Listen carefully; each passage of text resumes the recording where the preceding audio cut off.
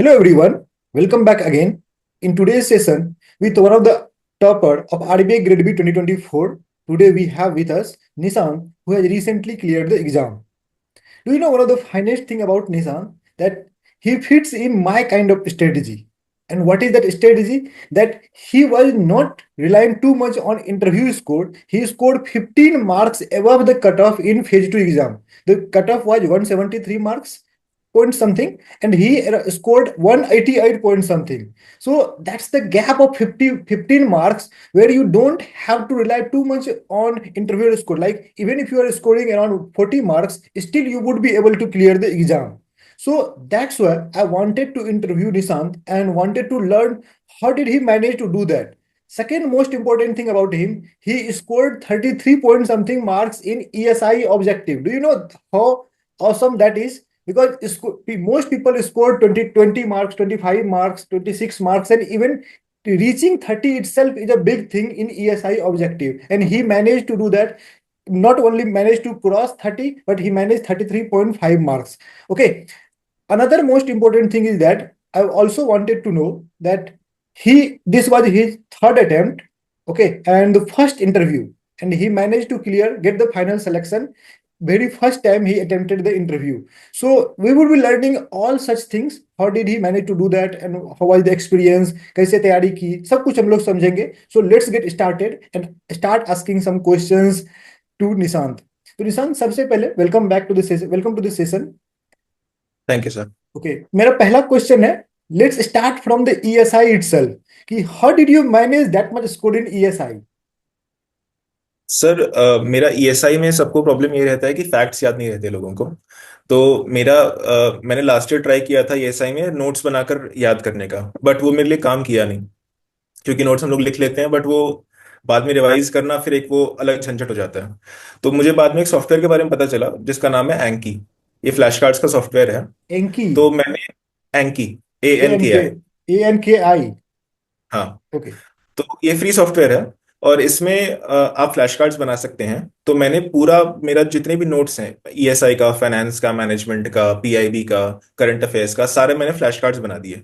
तो अराउंड 2-3 हजार flash cards बन गए थे। और उसमें तो ऐसा सुन के लगता है ज्यादा है, बट धीरे धीरे करो तो हो जाता है। और उसमें क्या होता है कि आप जब फ्लैश कार्ड्स रिव्यू करते हो, तो एंकी का एल्गोरिथम है कि वो ये डिटरमाइन करता है कि आपको कौन सी डेटा जल्दी याद हो रही है और कौन सी डेटा याद करने में आपको दिक्कत हो रही है। और वो उसके हिसाब से आपको फ्लैश कार्ड्स वापस रिवाइज करवाता है। तो अगर आप एंकी में 2-3 महीने दे दो, तो आपको फिर कुछ भूलने की चांस ही नहीं कि आपने जो पढ़ लिया है वो आप भूलोगे। तो मैंने पूरा एंकी पर रिलाई किया फॉर ईएसआई। मतलब ईएसआई के लिए तो पीआईबी वगैरह मैंने सब एंकी के थ्रू ही याद किया। एंड इस वजह से आई थिंक स्कोर ज्यादा आया मेरा उसमें। बट फिर भी वहां पर जो क्वेश्चंस रहते हैं वो थोड़े से डिफरेंट रहते हैं, राइट? जैसे कि इस बार रिस्क वाला वर्ल्ड इकोनॉमिक फोरम का जो रिस्क वाला था, ग्लोबल रिस्क वाला रिपोर्ट था, उस पर 4 क्वेश्चंस पूछे थे, फिर प्रोग्राम्स के क्वेश्चंस थे. तो क्वेश्चंस थोड़े से लोगों के जो सबसे बड़े डाउट्स होते हैं कि सर ऑप्शंस भी कंफ्यूजिंग होता है. एक तो मतलब लंबे लंबे क्वेश्चंस होते हैं, पैराग्राफ होते हैं, उस पर आपको क्वेश्चंस रहेंगे.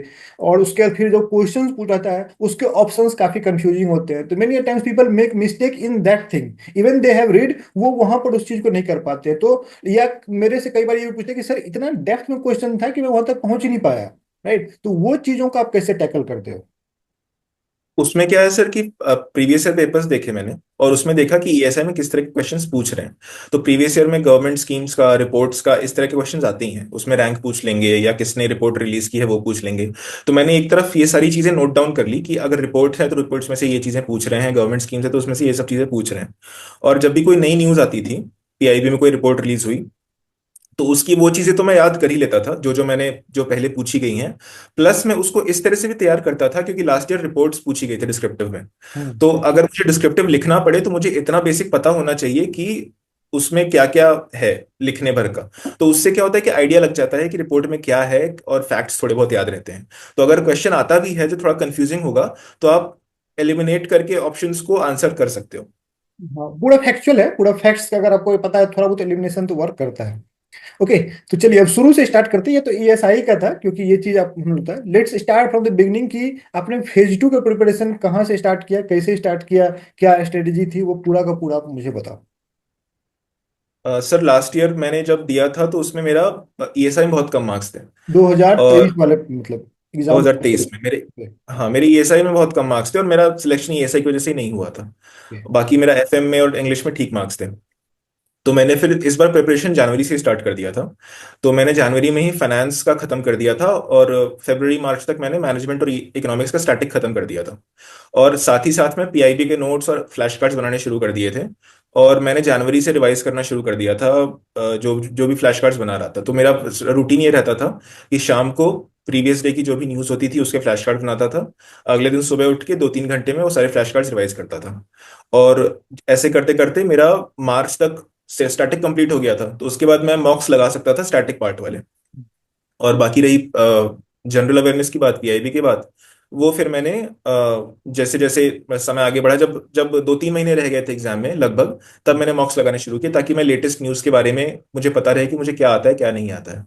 और डिस्क्रिप्टिव के लिए आपकी एक मैंने ट्रिक यूज की थी कि आपने कहा था कि जहां भी बैठे रहो वहां पर सोचते रहो कि क्या पूछ सकते हैं या किस तरह के क्वेश्चन, ब्रेनस्टॉर्म करते रहो हमेशा। तो उस तरह से मुझे भी कभी कुछ ख्याल आता था तो मैं एक बार लिख लेता था, या मुझे कुछ आइडिया आया, फॉर एग्जांपल एजुकेशन में सिस्टम में क्या प्रॉब्लम्स हैं या गवर्नमेंट इंफ्रास्ट्रक्चर में क्या प्रॉब्लम्स है, किसी से डिस्कस ही कर रहा हूँ तो वो चीज़ नोट डाउन कर लेता था। और बाद में बैठ के उस पर एक सैम्पल आंसर लिख लेता था 400-600 वर्ड्स का। और जैसे न्यूज़पेपर में एडिटोरियल्स आते थे, ओपिनियंस आते थे, उनकी भी प्रेसी लिख लेता था, या उसमें अगर कुछ और मुझे ऐसा लगता था कि मैं इसमें और कुछ ऐड कर सकता हूँ मेरे नॉलेज के हिसाब से, तो मैं वो भी ऐड करके एक सैम्पल आंसर बना लेता था। तो ऐसे करते करते मैं डिस्क्रिप्टिव की प्रैक्टिस भी हो गई थी और ईएसआई स्टैटिक की प्रैक्टिस भी मेरी एंकी की वजह से और इसकी वजह से हो गई थी, क्योंकि मैंने स्टैटिक पहले कर लिया था। तो इन शॉर्ट आपका इसलिए ये था कि आप बिगिनिंग के जो 3 मंथ थे, यू स्टार्टेड फ्रॉम जनवरी, जो फर्स्ट 3 मंथ था टिल मार्च, आपने कोशिश किया कि जो फेज 2 का स्टैटिक पोर्शन है उसको खत्म कर लेना है, क्योंकि वैसे भी सबको पता है कि जून जुलाई में नोटिफिकेशन आता है, उसके बाद एग्जाम्स होंगे। तो अपने फर्स्ट क्वार्टर तो इसी में, मतलब जो ईयर के फर्स्ट थे वो 3 मंथ इसमें कंप्लीट कर लिए, so that you can start working on QRE and other thing, उस पर आप कर सको। Okay, so you were preparing full time, right? उससे पहले आप हाँ, वर्किंग थे, but you started preparing full time from हाँ। 2023 ऑनवर्ड्स, राइट? 2022 में दिया था मैंने प्री, बट उसमें 1 महीने में तो मेरी तैयारी नहीं हुई थी, तो फर्स्ट अटेम्प्ट मेरा प्री फेज 1 क्लियर नहीं हुआ था। 2023 में मेरा फेज 1 क्लियर हुआ था, फेज 2 क्लियर नहीं हुआ था। और इस बार मुझे पता था कि मैं कहाँ गलती कर रहा हूँ, तो मैंने वो सारी चीज़ों पर करके कर लिया। तो ये तो था, मान लीजिए आपका जो मतलब ये आपका इस तरह से स्टडी प्लान था कि इस तरह से मुझे चीज़ों को सॉर्ट आउट करनी है, चीज़ें करनी है। एक जो सबसे इम्पोर्टेंट है कि चलो फेज 1 के बारे में अगर बात करें, फिर हम लोग सब्जेक्ट वाइज बात कर लेंगे। तो फेज 1 में आपको जब पहली बार आपने क्लियर नहीं किया, तो उस टाइम पर आपको क्या लगा था कि what could have been done, कि अगली बार मैं मेक श्योर करूँ कि ये हो ही जाए, फेज 1 तो पक्का कंफर्म हो जाए कि मुझे क्लियर करना ही करना है? एक्चुअली जब मैंने प्रिपरेशन स्टार्ट की थी तो मुझे 2 ही महीने हुए थे, और 2 महीने क्या, 2 या 1 महीने के अंदर अंदर फेज 1 का एग्जाम था। तो मैंने दो हजार क्यूआरई, मुझे बाईस में इतना, राइट? 2022 वाला अटेम्प्ट? 2022 में मई में था, आई हाँ, थिंक मई या मई में जून था, जून 28 मई को था हाँ। एग्जाम। और मैंने अप्रैल में स्टार्ट किया था प्रिपरेशन। तो मुझे इतना था कि मैं बेसिक बेसिक तो क्यूआरई मुझे आता है, जनरल अवेयरनेस मैंने देख लिया था।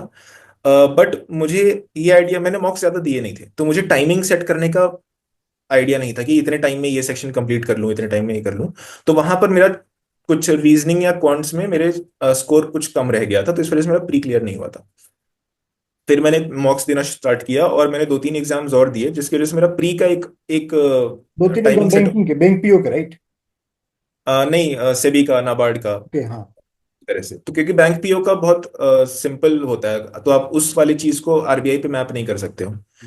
उसमें बैंक पीओ में स्पीड का मामला है, यहाँ पर आपको कट ऑफ क्लियर करके मार्क्स लाने हैं। तो उसकी स्ट्रैटेजी, इस वजह से मैंने बैंक पीओ वाली स्ट्रैटेजी इसमें नहीं लगाई, मैंने नाबार्ड से भी, आईआरडीए, इस तरह की रेगुलेटरी बॉडीज की स्ट्रैटेजी इसमें लगाई, ताकि मुझे पता था कि प्री क्लियर हो जाए मेरा, सिर्फ कट ऑफ से भी हो जाए तो भी चलेगा।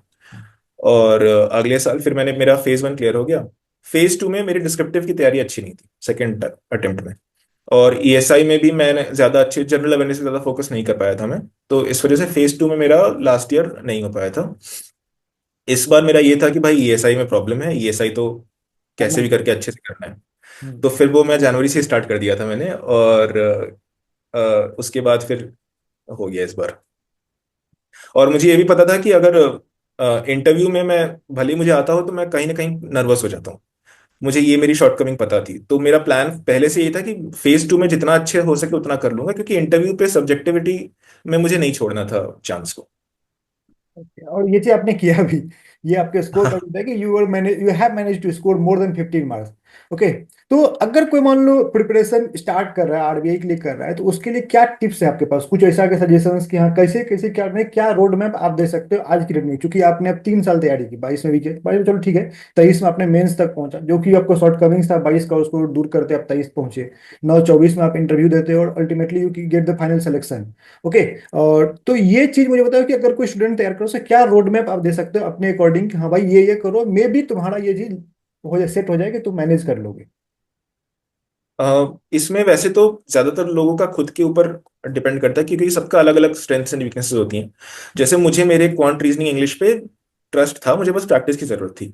तो उसमें मैंने रिवर्स इंजीनियरिंग सॉर्ट ऑफ किया, मैंने मॉक्स दिए और जहां जहां मेरा वीक था मैंने वो प्रैक्टिस करके सुधार लिया।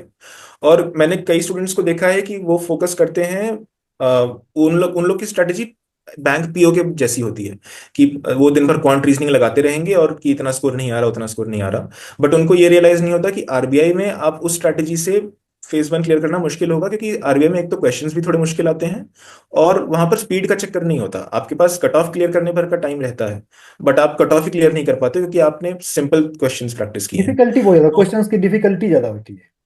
हाँ, और तो मैं यही सजेस्ट करूंगा कि आप क्वेश्चंस अगर प्रैक्टिस कर रहे हो तो आप आरबीआई ग्रेड बी लेवल के क्वेश्चंस प्रैक्टिस करो, और उसमें टाइमिंग सेट करो अपनी। आपको ये पता रहना चाहिए कि कौन से क्वेश्चंस मैं कर सकता हूँ इतने गिवन टाइम में, कौन से क्वेश्चंस मैं नहीं कर सकता हूँ। और आप ये टारगेट मत करो कि 30 क्वेश्चंस हैं क्वांट्स में तो मैं 30 के 30 करूंगा। आप ये ट्राई करो कि मैं 15 तक टारगेट करता हूँ और उतने मुझे करने हैं ताकि मेरा कट ऑफ क्लियर हो जाए। और इंग्लिश और जीए के बेसिस पे आप overall paper cut off clear करने की कोशिश किया करो। और फेज 2 में जनरल अवेयरनेस ईएसआई के लिए सबसे ज्यादा इंपॉर्टेंट है, लेकिन अगर आप स्टैटिक कंप्लीट नहीं करोगे तो आपको जनरल अवेयरनेस की इंपॉर्टेंस समझ नहीं आएगी। तो आई सजेस्ट कि अगर आपके पास टाइम है तो पहले स्टैटिक क्लियर कर लो, पढ़ लो पहले एक बार, फिर उसके बाद जनरल अवेयरनेस पढ़ो, ताकि आपको उसकी इंपॉर्टेंस, जो आप पढ़ रहे हो उसका मतलब भी पता चले और उसकी इंपॉर्टेंस भी समझ में आए, क्या पढ़ना है क्या नहीं पढ़ना। और हमेशा प्रीवियस ईयर पेपर्स को एक रेफरेंस की तरह रखो, ताकि आपको ये पता रहे कि किस तरह क्वेश्चंस पूछे जाते हैं, क्या एक्सपेक्ट करता है आरबीआई आपसे। और एफएम ज्यादातर स्टैटिक रहता है, तो आप अगर आपने स्टैटिक वाला पार्ट एफएम का अच्छे से कर लिया है तो आप अच्छा स्कोर कर सकते हो। इस बार एफएम थोड़ा सा अलग था। इस बार का जो हाँ। FM था, क्योंकि लोग, मैं देख रहा हूँ पिछले साल जो 2023 के स्कोर कार्ड देखता हूँ वहां पर 75 80 वाले लोग, इस बार जो सेलेक्ट हुए हैं सब 65 60 60 प्लस 60 to 65 वाले हैं। तो क्या आपको डिफरेंस लगता है, क्या डिफरेंस आपको, और जब आप एग्जाम में बैठे हुए थे तब क्या आपको लगा कि यार ये क्या है, और now when you see after clearing the exam, तो फिर आपको क्या सजेशंस लगता है कि what could have been done, या what could be done basically over here. Last year मेरा एफएम में अच्छा स्कोर था, तो मैं थोड़ा कॉन्फिडेंट था एफएम को लेके। इस बार जब एफएम का पेपर आया तो मैं कहा कि यार ये तो लग रहा है इस बार मेरा नहीं होगा, ये कैसा पेपर दे दिया है। फिर मैं थोड़ी देर बैठा, थोड़ा शांत दिमाग से एक बार उसको पैसेज को पढ़ा। तो जो क्वेश्चंस पूछे हुए थे ना, उनका लगभग लगभग कॉन्टेक्स्ट के हिसाब से आप आंसर अंदाजा लगा सकते थे पैसेज के हिसाब से। तो एफएम में जैसे कुछ थियरीज पूछी गई थी जो कभी हमने पढ़ी नहीं, ना हाँ, कभी नाम सुना इस है। बार पहली बार तो ऐसा हुआ है कि उनका, आउट ऑफ द बॉक्स था थ्योरी। हाँ। हाँ, आई थिंक उनका एक्सपेक्टेशन ये था कि लोग कॉन्टेक्स्ट समझ के भी चीजों को समझ पा रहे हैं कि नहीं समझ पा रहे हैं। अगर कॉम्प्लेक्स डेटा भी दे दिया तो ये लोग रिएक्ट कैसे कर रहे हैं। तो उस हिसाब से मैंने फिर क्वेश्चंस देखा, उसको समझने की कोशिश की किस बारे में बात कर रहे हैं, और उसके हिसाब से फिर मुझे आंसर्स समझ में आ गए। तो ओवरऑल देखा जाए तो इतना मुश्किल नहीं था एफएम, अगर शांत दिमाग से एक बार सोचो कि ठीक है ये चाहते क्या है, तो उस चीज में फिर आपको कभी ना कभी आरबीआई के पर्सपेक्टिव से सोचना पड़ेगा। एक्चुअली ये होता है भी है कि अगर अगर कोई पैनिक कर गया, लाइक होता है ना कि when you get panic in the difficult situation, तो फिर तो मान लो काम खराब होगा, लोग ज्यादा निगेटिव खा जाएगा, वो इधर उधर मार्क करने लगेगा तुक्के, तो गैस वर्क हो जाएगा। But if you don't get panic और आप सोचने लगते हो कि हाँ भाई सबके लिए डिफिकल्ट है, it's not like it's me only who get facing difficult, सबके लिए डिफिकल्ट है। अगर थोड़ा सा यहाँ पर अगर शांत दिमाग से सही से चीजों को ले लिया, तो maybe the chances are 90% people won't be doing the same thing. वो लोग ये कर रहे होंगे कि सब लोग जो इधर उधर करेंगे, कैसे कैसे मैनेज करें, कैसे 70 टारगेट करें। But understanding that the paper is difficult and 70 is not possible, the average score, ये भी समझना बहुत जरूरी है कि यहाँ के लिए जो इस पेपर के लिए क्या एक सही स्कोर हो सकता है। अब इस 50 में से कितना है क्वेश्चन, अब इस 50 में से सबको 40 तो आने से रहे, राइट। तो ऐसा कई बार होता है, जैसे कि लास्ट ईयर नाबार्ड के जनरल अवेयरनेस में था, सबको सेक्शनल देख के लग रहा है कि कितना कम गया है। ऐसे ही अलग अलग एग्जाम्स होते हैं जहाँ पर कोई ना कोई पेपर अनएक्सपेक्टेड आता है, तो मैं हमेशा बोलता हूँ कि पैनिक नहीं करना है। ओके, तो ये चीज आपने सही बोला कि वो मैनेज हो सकता था उसको देख के। तो चलो, ये तो मान लो फेज 2 था। अगर मैं बात करूं जनरल अवेयरनेस का सोर्सेस से, अगर मैं स्टार्ट करूं तो आपने जनरल अवेयरनेस के लिए सोर्सेस क्या क्या फॉलो किए, क्योंकि ये एग्जाम काफी कुछ जनरल अवेयरनेस पर भी डिपेंडेंट है, काफी कुछ। तो वहां से स्टार्ट करते हैं कि जनरल अवेयरनेस के लिए आपके सोर्सेस क्या थे। जनरल अवेयरनेस के लिए वैसे तो मैं ज़्यादातर ऑनलाइन मटेरियल पे ही मैंने कोचिंग का मटेरियल लिया हुआ था, उस पर डिपेंड करता था। और जैसे पीआईबी का मैंने आपका कोर्स लिया हुआ था, तो अगर मैं ज़्यादातर प्राइमरी फोकस मेरा उस कोचिंग पर रहता था। और कहीं मुझे गैप्स लगते थे, बीच में कुछ गैप हो तो मैंने आपका मटेरियल से रेफर कर लेता था। और जनरल अवेयरनेस का ये रहता है कि हम लोग को लगता है कि मल्टीपल सोर्सेज से देख लो, लेकिन जो मैंने इस बार नोटिस किया है, या दो तीन मतलब पिछले 2 साल से नोटिस कर रहा हूँ, कि अगर आपने अपने जिस जिस जो मटेरियल आपने लिया है आप वो अच्छे से कर लो, तो आपको दो दो तीन जगह घूमने की जरूरत नहीं पड़ेगी। और ये मेरा पॉसिबल इस वजह से हुआ क्योंकि मैं जो सॉफ्टवेयर यूज करता हूँ एंकी, उसकी वजह से आपको सब कुछ याद हो जाता है। तो आपको अगर आप कहीं और भी देखोगे तो आपको पता रहेगा कि ये आपने पहले पढ़ा हुआ है, क्योंकि आपको याद रहती है चीजें। और फिर उसकी वजह से आपको पता है क्या पढ़ना है क्या चीज नहीं पढ़ना है, तो वो एक आइडिया रहता है। तो मैंने पूरी तरह से एंकी पे डिपेंड किया मैं। और आई सजेस्ट कि अगर कोई कर रहा है उसके पास टाइम है तो एक बार वो एंकी सीख ले, बिकॉज इट्स फ्री सॉफ्टवेयर है, ओपन सोर्स सॉफ्टवेयर है, तो कोई सीखने में कोई दिक्कत नहीं आएगी, एक दिन का काम है। और it helps a lot in remembering things. तो अब कैसा लग रहा है जब आप सेलेक्ट हो चुके हो, तो अभी आपका क्या मतलब है, एक तरह से होगा ना कुछ आपका कि क्या होना, मतलब कि यहाँ जब पहुंचने के बाद कैसा लग रहा है लिटरली। अभी जब सिलेक्शन जब जब रिजल्ट आया था तब तो मुझे ऐसा बिलीव नहीं हो रहा था, क्योंकि मैं इंटरव्यू में नर्वस हो गया था। और तो मुझे ज्यादा लग रहा था कि पता नहीं इस बार होगा कि नहीं होगा। और जब मैंने मेरे मार्क्स मतलब मेरा जब ये रोल नंबर आ गया इसमें, तब तब भी मैं 2-3 बार चेक किया कि मेरा ही रोल नंबर है किसी और का रोल नंबर है। फिर आपका मैसेज आया कि हो गया तुम्हारा, तो मैंने कहा अच्छा ठीक है, सर का भी मैसेज आ गया तो मतलब हो गया है। उसके बाद 2-3 दिन तो लगता है कि अच्छा है, फिर उसके बाद जैसे जैसे टाइम बीतता है तो वो चीज़ फेज आउट कर जाती है। और अभी तो नॉर्मली अभी तो देख रहा हूँ आगे क्या करना है, कैसे वंस प्रिपरेशन यू करनी ज्वाइन है। द ऑर्गेनाइजेशन, फिर थोड़े से फिर एक तरह से वो होगा कि हाँ भाई, हाँ। मोमेंट मोमेंट होता है कि हाँ चलो, now I am part of RBI for some day. हाँ। ओके, तो फिर आपने जैसे बोला कि इंटरव्यू एक्सपीरियंस, उसके बारे में हम लोगों ने बात नहीं की। इंटरव्यू एक्सपीरियंस के बारे में बात करते हैं कि इंटरव्यू के लिए आपका क्या अप्रोच था, as it was your first time interview, और साथ ही साथ जब आप वहां पर गए तो वहां पर कैसा एक्सपीरियंस रहा आपका। इंटरव्यू के लिए मेरे पास वैसे पहले से ज्यादा मेरे पास एक्सपीरियंस था नहीं। मैंने लास्ट ईयर आईआरडीए का इंटरव्यू दिया था, बट उसमें मैं शायद 2-3 मार्क्स से रह गया था। और आईआरडीए क्योंकि मैं इंश्योरेंस इंडस्ट्री से था, तो वो वाला इंटरव्यू मेरे लिए बहुत सिंपल था। और ऐसा इंटरव्यू मैंने पहले कभी दिया नहीं था। तो मेरा पहला स्ट्रैटेजी ये था कि मॉक इंटरव्यूज दो, तो मैंने 2-3 मॉक इंटरव्यूज दिए थे। और मॉक इंटरव्यूज भी जो लोग ले रहे थे, आप लोग भी पुराने इसके हिसाब से कि पहले बायोडेटा पे फोकस करते थे ज्यादा। तो बायोडेटा मैंने अच्छे से प्रिपेयर किया हुआ था मेरा। लेकिन इस बार क्योंकि शायद वैकेंसीज कम थी या कुछ और वजह थी, बट इस बार इन लोगों ने बायोडेटा पे फोकस नहीं किया। इस बार they were more focused on your opinions कि how do you technical think about aspect पर तो, हाँ टेक्निकल एस्पेक्ट ज्यादा। टेक्निकल ज्यादा फोकस था इस बार। एंड इस बार इंटरव्यूज काफी लंबे चल रहे थे, 40 मिनट आधा घंटा। हम्म। तो फिर मैं जब वहां पर गया तो मैं बाहर तक, जब तक मैं इंटरव्यू रूम के बाहर था तब तक मैं कॉन्फिडेंट था कि हो जाएगा।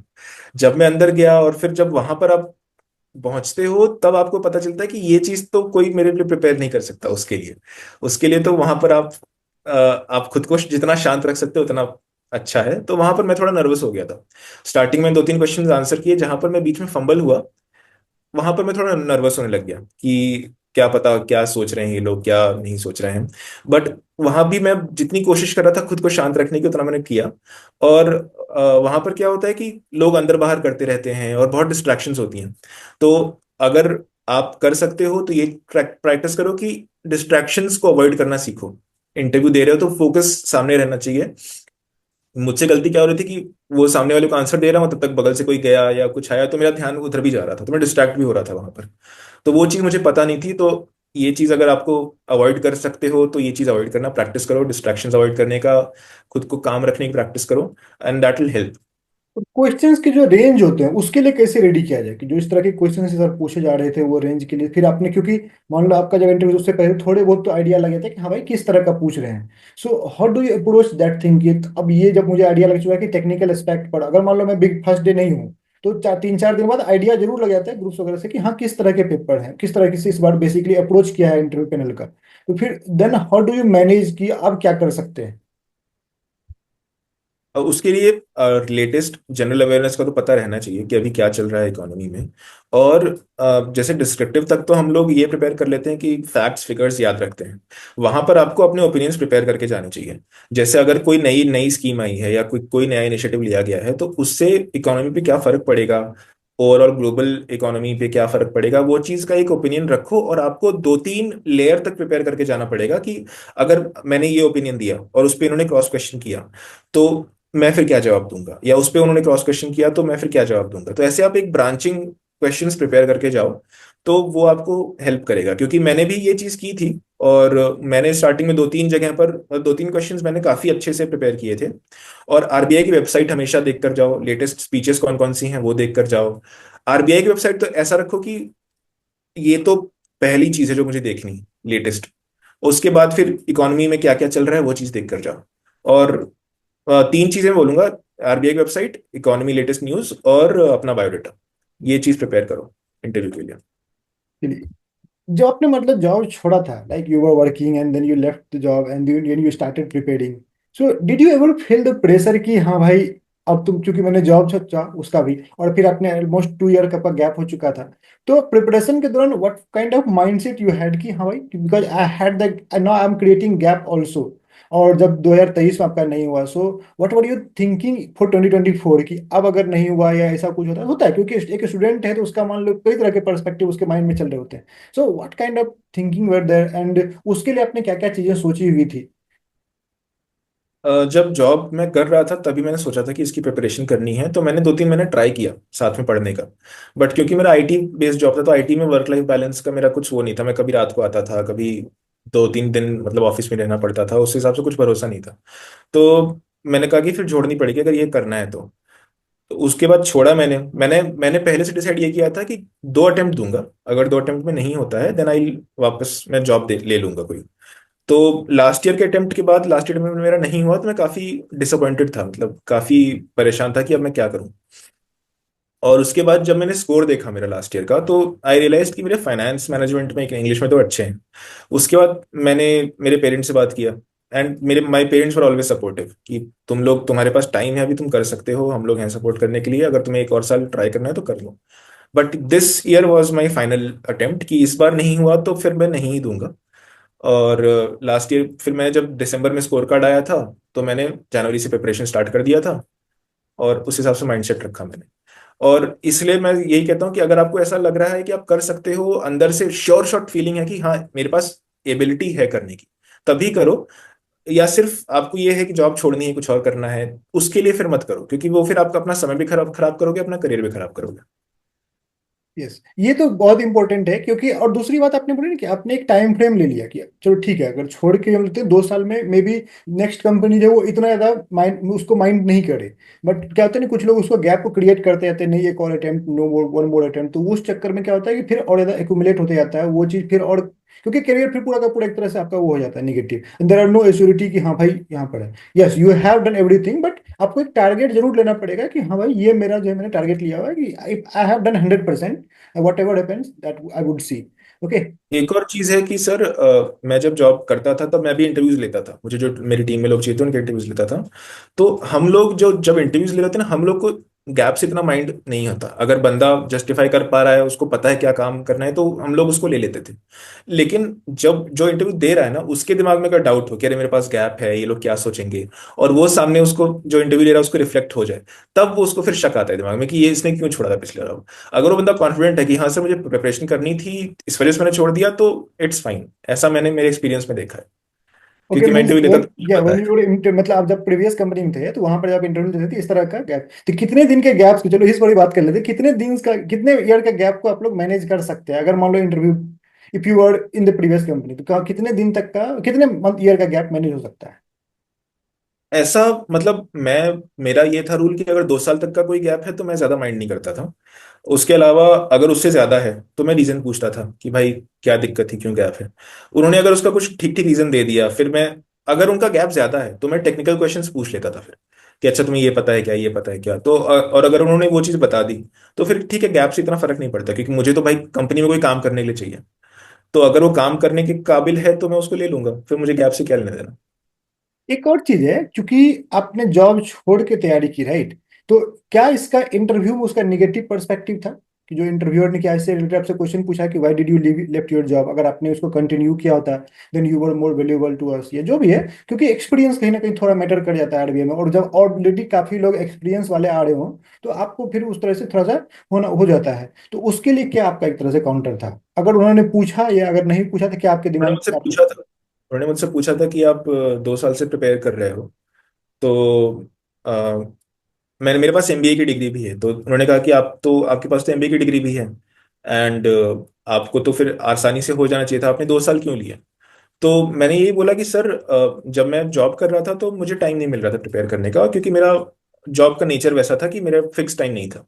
इस वजह से मैंने डिसीजन लिया कि मुझे छोड़ना है, और मैं 2 साल प्रिपेयर करने के लिए मैं देना चाह रहा था। एंड अगर इस बार मेरा नहीं होता है तो फिर मैं जॉब ले लूंगा। तो उन्होंने मुझसे वापस काउंटर क्वेश्चन ये पूछा कि अच्छा, तो अगर आपको फिर प्रमोशन का एग्जाम देना होगा आरबीआई में, इंटरनल प्रमोशन का, तब भी आप छुट्टी लोगे?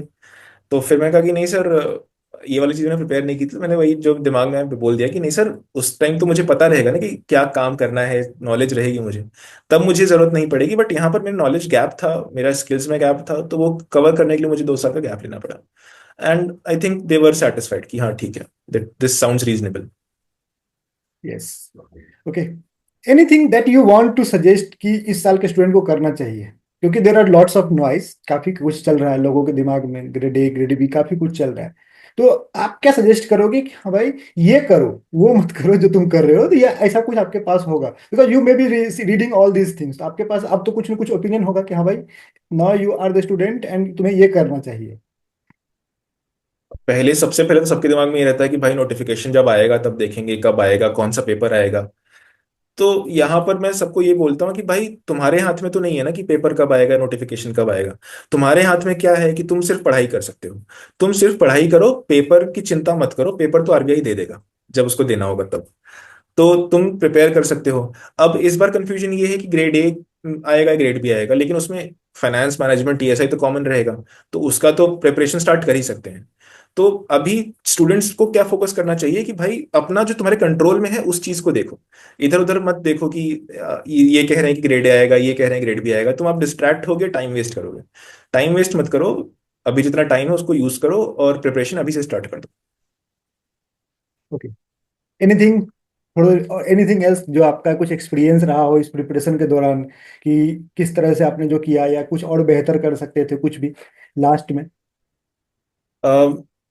और डिस्ट्रैक्शंस हम लोग के आजकल बहुत रहते हैं। हम लोग यूट्यूब इंस्टाग्राम पे दुनिया भर का टाइम वेस्ट करते हैं। तो मैं सॉफ्टवेयर यूज करके उसको ब्लॉक कर देता था। मैं पूरा ही एकदम आउट ऑफ वो हो गया था, मैंने सारे अकाउंट्स डिलीट किए हुए थे। तो उसकी वजह से मेरा काफी टाइम मुझे बच जाता था मेरा। तो एक और ये भी चीज सजेस्ट करूंगा कि अगर हो सके तो आप अपने अकाउंट्स वगैरह डीएक्टिवेट कर दो, क्योंकि उससे कोई फायदा नहीं होगा आपको। आप जितना फोकस पढ़ाई पे कर सकते हो उतना पढ़ाई पे फोकस करो। और 2-3 जगह सोर्सेज मत देखो, क्योंकि मल्टीपल जगह आप सोर्सेज देखोगे तो आप खुद कंफ्यूज होगे। एक सोर्स आपने ले लिया है, आप उस पर फोकस करके पढ़ाई करो।